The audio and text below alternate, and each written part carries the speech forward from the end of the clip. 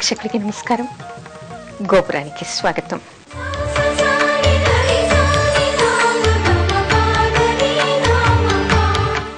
గురువు అంటే ఎవరు? గురువు అంటే గురుర్బ్రహ్మ గురుర్విష్ణు గురుర్దేవో మహేశ్వర గురు సాక్షాత్ పరబ్రహ్మ తస్మై శ్రీ గురువే నమః అంటాం. అంటే గురువు అంటే గురువే బ్రహ్మ, గురువే విష్ణువు, గురువే మహేశ్వరుడు, ఆయనే పరబ్రహ్మస్వరూపంగా చెప్తాం. అసలు గురువు లేనిదే మనకేమీ లేదు. ఏమంటారు? మామూలుగా అయితే మనకి గురువు బ్రహ్మ, గురువు విష్ణువు అని చెప్పుకోవడమే కాకుండా గురువు వల్ల మాత్రమే మనకున్నటువంటి అజ్ఞాన అంధకారాలన్నీ కూడా తొలగిపోతాయి అంటారు. మనకున్నటువంటి జ్ఞానాంధకారాన్ని పోగొట్టేటువంటి వాడు, మనకు వెలుగును చూపించేటువంటి వాడు గురువు అనేటువంటి మాటను చెప్తారు. అయితే ఈ గురువు పట్ల శిష్యుడికి ఉన్నటువంటి బాధ్యత ఏమిటిది? నిత్యం కూడా ఏ గురువును మనం పూజించాలి, గురువును ఏ విధంగా స్మరించుకోవాలి అంటే కేవలం ఒక వ్యాస పౌర్ణిమ రోజు కాదు, గురు పౌర్ణిమ రోజే కాదు, నిత్యం కూడా శిష్యుడికి గురువు పట్ల ఉండేటువంటి ధర్మాలు ఏమిటి, శిష్యుడు ఎలా ఉండాలి అనేటువంటి విషయాన్ని తెలుసుకోవాలి. గురువు ఏది చెప్తే అది గుడ్డిగా చేయాలిట. గురువు మీద విశ్వాసం పెట్టి దాని మీద ఇది కరెక్టా కాదా తప్ప అనేటువంటి సందేహాలు, మీమాంసలన్నీ కూడా వదిలేసి తన గురువు చెప్పిందే తను తప్పనిసరిగా పాటించాలి అనేటువంటి విషయాన్ని చెప్తారు. ఇదే ఇక్కడ మనం రెండు విషయాలు చెప్పుకోవాలి. ఒక్కటి ఏమిటి అంటే ఇక్కడ గురువు అనేదానికి, గురువును మనం ఏ విధంగా చూడాలి అనేదానికి, గురువుకి శిష్యుడికి ఉన్నటువంటి సంబంధం ఏమిటి అనేటువంటి విషయాన్ని తెలుసుకోవాలి. గురు శిష్యుల సంబంధం ఎలాంటిది అంటే ఇక్కడ మనం వంశం అని చెప్పుకుంటాం, వంశవృద్ధి అని చెప్పుకుంటూ ఉంటాం. వంశవృద్ధి అంటే తండ్రి, కొడుకు, మనవడు, ముని మనవడు, తాత, ముత్తాత, ఈ విధంగా మనం చెప్పుకుంటాం. అది వంశం పెరగటం, వంశ వృద్ధి కావటం అని మనం చెప్పుకుంటూ ఉంటాం. అంటే సంతానం కలగటం వల్ల అని. కానీ వంశం అనే దానికి రెండు రకాల అర్థాలు ఉన్నాయి. ఒకటి ఏమిటంటే మనకి శారీరకంగా సంతానం కలగటం అనేటువంటిది లౌకికమైనటువంటి బద్ధంగా మనం చెప్పుకోవాలి. ఆత్మ సంబంధమైనటువంటిది ఏమిటి? ఆ వంశం ఏమిటి? ఆత్మకి తగినటువంటిది, ఆత్మజ్ఞానాన్ని కలిగించేటువంటి వాడు గురువు. కాబట్టి ఇక్కడ కూడా వంశానుక్రమం ఏమిటంటే శిష్యుడు ప్రశిష్యుడు, అంటే శిష్యుడు తనకి శిష్యుడు, తర్వాత తన గురువు తన గురువుకి గురువు, ఆ గురువుకి గురువు అంటే పరమగురు, శ్రీ గురువు, పరమగురు, పరమేష్టి గురు, పరాత్పర గురువు అని చెప్పుకుంటాం. వీళ్ళందరినీ కూడా మనం పూజించాలి.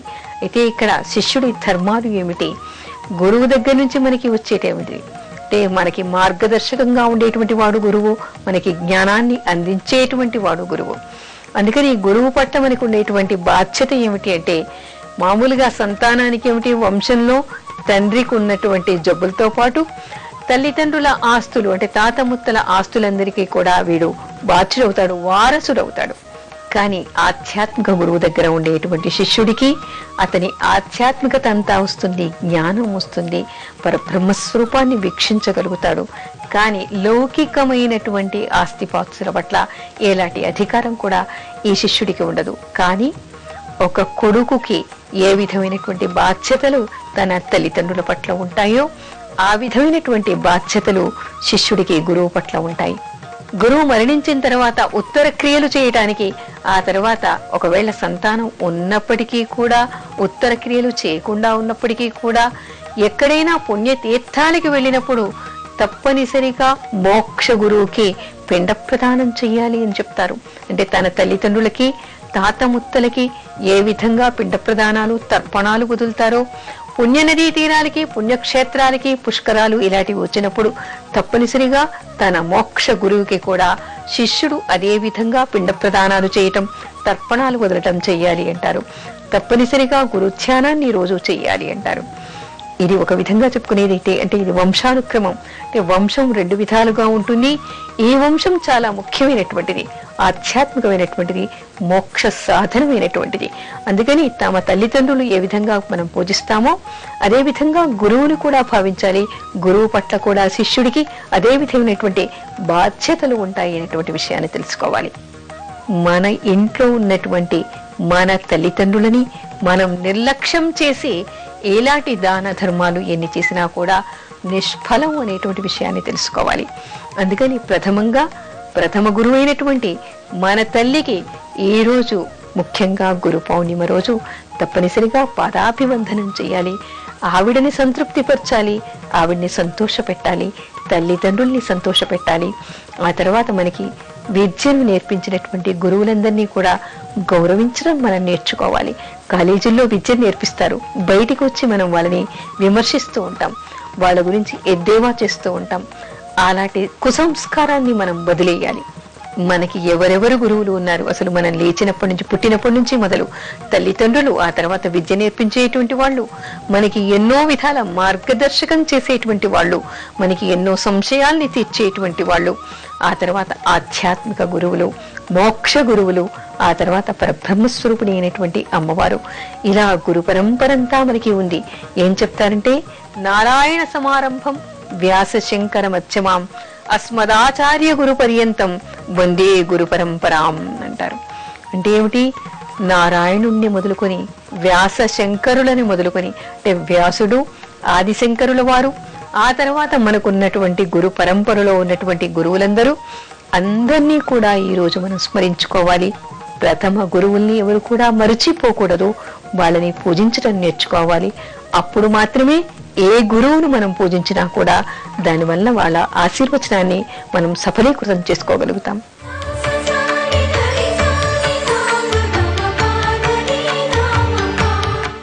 గురు పౌర్ణిమ రోజు లలితా సహస్రనామంలోని ఏ నామాన్ని జపించాలి? మనకి లలితా సహస్రనామంలో అనేక నామాలు కనిపిస్తాయి.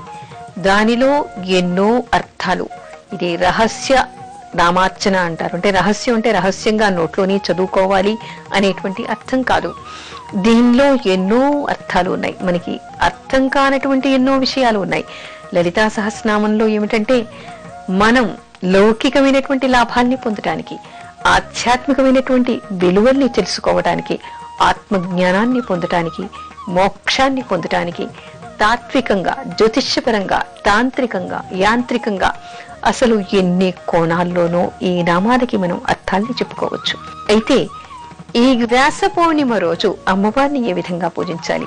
ఇక్కడ ఏమిటంటే, లలితా సహస్రనామంలో ఓం గురుమండల రూపిణ్యై నమః అనేటువంటి నామాన్ని జపించాలి. ఆవిడ గురుమండల రూపిణి. గురుమండల రూపిణి అంటే గురువులందరికీ, గురు పరంపరలందరికీ, అందరికీ మూలమైనటువంటిది, ఏ గురుమండల రూపంలో ఉండేటువంటిది ఏ లలితా పరమేశ్వరిగా చెప్తారు. అంటే గురువులు 33 రకాలుగా ఉండేటువంటి గురువులందరి మధ్యలో గురుమండలంలో కేంద్ర బిందువుగా ఉండేటువంటిది లలితా పరమేశ్వరి. మనం ఇందాక కూడా చెప్పుకున్నాం, నారాయణ సమారంభం వ్యాస శంకర మధ్యమాం అస్మదాచార్య పర్యంతం వందే గురు పరంపరాం అని. అంటే ఈ అస్మదాచార్య అంటే నాకున్నటువంటి గురువులు ఎంతమంది ఉన్నారో అంతవరకు. ఎక్కడి నుంచి? నారాయణ సమారంభం. ఎవరు? నారాయణమూర్తి మొదలుకొని మనం ఏం చెప్పుకుంటున్నాం? హయగ్రీవుణ్ణి, విష్ణుమూర్తిని చెప్పుకుంటున్నాం, శివుణ్ణి చెప్పుకుంటూ ఉన్నాం, ఆ తర్వాత అమ్మవారిని చెప్పుకుంటూ ఉన్నాం. వీళ్ళందరినీ మొదలుకొని, వ్యాసుణ్ణి మొదలుకొని, శంకరుడు, ఆదిశంకరులు మొదలుకొని, నాకున్నటువంటి గురు పరంపర మొత్తం ఎంతమంది గురువులు ఉన్నారో ఈ గురు మండలానికి కేంద్ర బిందువుగా ఉన్నటువంటిది లలితా పరమేశ్వరి. అందుకని ఆ నామాన్ని, ఆవిడని, అంటే ఇక్కడ ఇందాక మనం ఏం చెప్పుకున్నాం? మొట్టమొదటిగా తల్లిని పూజించాలి అని చెప్పుకున్నాం, తండ్రిని పూజించాలి అని చెప్పుకున్నాం, గురువును పూజించాలి అని చెప్పుకున్నాం. అంటే అమ్మలగన్నయమ్మ ముగురమ్మల మూల పుటమ్మ, చాలా పెద్దమ్మ అని చెప్తాం. అంటే మనందరినీ కూడా మన తల్లికి, ఆ తల్లికి, ఆ తల్లికి, ముగురమ్మల్ని మనం కొలుస్తున్నటువంటి ముగురమ్మలకి, అంటే లక్ష్మీ, సరస్వతి, పార్వతి అయినటువంటి ముగురమ్మలకి కూడా మూల పుటమ్మ అయినటువంటిది ఆ లలితా పరమేశ్వరి. అందుకని ఇక్కడ మనం చెప్పేది ఏమిటి? అందరికీ కూడా కేంద్ర బిందువు, గురుమండలంలోనే ఉన్నటువంటి కేంద్ర బిందువు అయినటువంటి ఈ లలితా పరమేశ్వరిని మనం ఈ రోజు తప్పకుండా పూజించాలి, నిత్యం అర్చించాలి. అయితే మనం రోజు చూసేటువంటి, మనకి జన్మనిచ్చేటువంటి తల్లిదండ్రులు, ఆ తల్లిదండ్రుల్ని కన్నటువంటి, అంటే సర్వవ్యాప్తికి మూల కారణమైనటువంటి అమ్మగా ఆ లలితా పరమేశ్వరిని కొలవాలి. మన గురువులకి గురువులే గురుమండలానికి కేంద్ర బిందువుగా ఉన్నటువంటి లలితా పరమేశ్వరుని మనం కొలవాలి. ఆ లలితా పరమేశ్వరుని ఈ గురుమండల రూపిణిగా, గురుమండలం ఉన్నటువంటి కేంద్ర బిందువుగా ఎవరు కొలుస్తారో, ఎవరు ఏ నామంతో అమ్మవారిని అర్చిస్తారో, ఆవిడ అనుగ్రహానికి ఎవరు పాత్రులవుతారో లౌకిక పారలౌకికమైనటువంటి అన్ని విషయాల్లో కూడా వాడికి మేలు జరుగుతుంది అని గుర్తించుకోవాలి.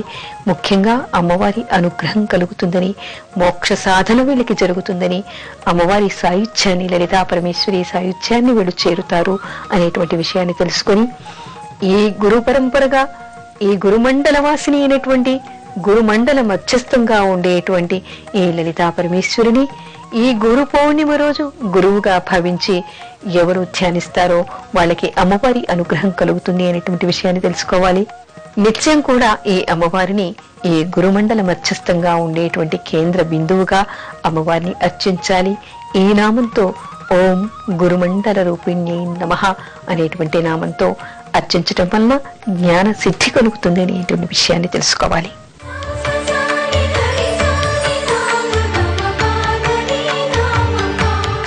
అందమైన జీవిత భాగస్వామి రావాలంటే ఏ వ్రతం చెయ్యాలి?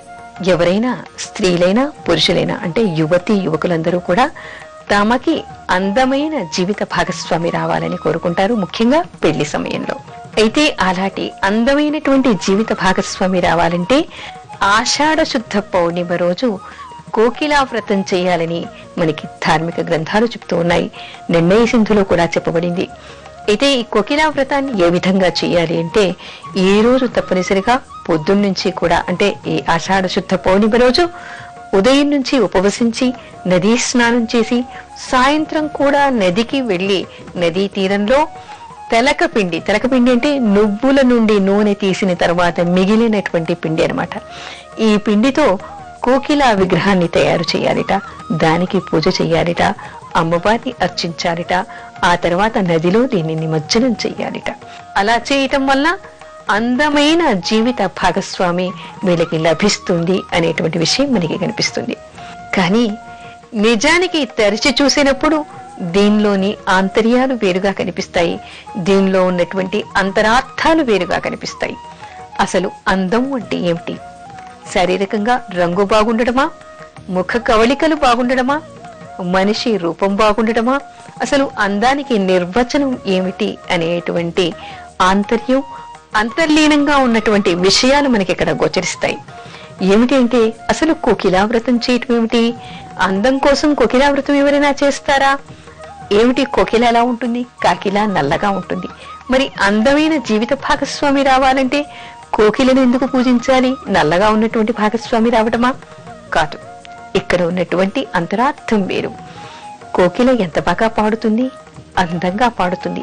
ఎవరైనా పాడితే కోకిల స్వరం అంటూ ఉంటారు. అంటే దానిలోని అందాన్ని మనం, దానిలోని గొంతుని, గొంతుకున్నటువంటి మాధుర్యాన్ని మనం మెచ్చుకుని అందమైనటువంటి పాటగా మనం చెప్పుకుంటూ ఉన్నాం. అంటే ఇక్కడ అర్థమయ్యేటువంటి విషయం ఏమిటి? కేవలం బాహ్య సౌందర్యమే కాదు, ప్రతి మనిషిలోనూ కనిపించని అనేక సౌందర్యాలు ఉంటాయి. కొంతమంది మాట తీరులో ఉండొచ్చు, కొంతమంది విద్యలో ఉండొచ్చు, కొంతమంది సంస్కారంలో ఉండొచ్చు, కొంతమంది వినయ విధేయతల్లో అందం కనిపించవచ్చు, కొంతమంది జీవిత విధానంలో మనకి అందం కనిపించవచ్చు. కేవలం మనిషి తెల్లగా, ఎర్రగా, బుర్రగా చూడ్డానికి ఆకర్షణీయంగా ఉండడం మాత్రమే అందం కాదు అనేటువంటి విషయం మనకి ఇక్కడ గోచరిస్తుంది. అయితే ఏమిటి, ఇక్కడ మనం ఈ పూజను ఎందుకు చేస్తూ ఉన్నాం అంటే ఇంకొకటి వైద్యపరమైనటువంటి సంకేతం కూడా మనకి ఇక్కడ కనిపిస్తుంది. అదేమిటంటే కోకిలలన్నిటికీ కూడా ఆషాఢ మాసం వస్తే గొంతు గరగరతో గొంతులన్నీ మూసుకుపోతాయిట. మనమంతా కూడా గమనిస్తూ ఉంటాం. అసలు వసంత ఋతువు వచ్చింది అనగానే మావి చిగుర్లు తిని కోకిలలు చక్కగా కుహు కుహు అని గానాలు చేస్తూ ఉంటాయి. అదే వర్షాకాలం వస్తే ఇక్కడ కూడా మనకి కోకిల గొంతు వినపడదు. వర్షాకాలం వచ్చేసరికి ఏమిటంటే కఫ ప్రకృతి పెరుగుతుంది. మనందరికీ కూడా గొంతులు అడ్డం పడుతూ ఉంటాయి, జలుబులు చేస్తూ ఉంటాయి, సరిగా పలకలేకపోతూ ఉంటాం. అదే విధంగా కోకిలకి కూడా గొంతు మూసుకుపోతుందిట. అంటే ఇక్కడ మనకి వైద్యపరంగా కనిపించేటువంటి సంకేతం ఏమిటంటే తెలక పిండితో ఇక్కడ కోకిల విగ్రహాన్ని తయారు చేయటం మనకి కనిపిస్తుంది. అంటే ఏమిటి, ఈ నువ్వులలో, నువ్వుల పిండిలో ఉష్ణతత్వం అనేటువంటిది బాగా దాగి ఉంది అని మనకి తెలుసు వైద్యపరంగా. అందుకని ఎవరైనా కూడా ఇక్కడ గొంతు సరిగ్గా లేనటువంటి వాళ్ళు కోకిలా వ్రతం చేసి నువ్వుల పిండితో కోకిలా విగ్రహం చేసి ఆ తర్వాత ఈ సీజన్ లో అంటే ఈ ఋతువులో అందరూ కూడా ఉష్ణతత్వం ఉండేటువంటి నువ్వుల్ని స్వీకరించాలి అనేటువంటిది అంతర్లీనంగా కనిపించేటువంటి మరొక విషయం. ముఖ్యంగా ఏది ఏమైనప్పటికీ కూడా ఇక్కడ అందం అంటే ఏంటువంటి నిర్వచనం తెలుసుకొని అందమైనటువంటి భాగస్వామి రావడం కోసం కోకిలా వ్రతాన్ని ఆషాఢ శుద్ధ పౌర్ణిమ రోజు చేయాలని చెప్పేసి మనకి ఆధ్యాత్మిక గ్రంథాలు చెప్తూ ఉన్నాయి.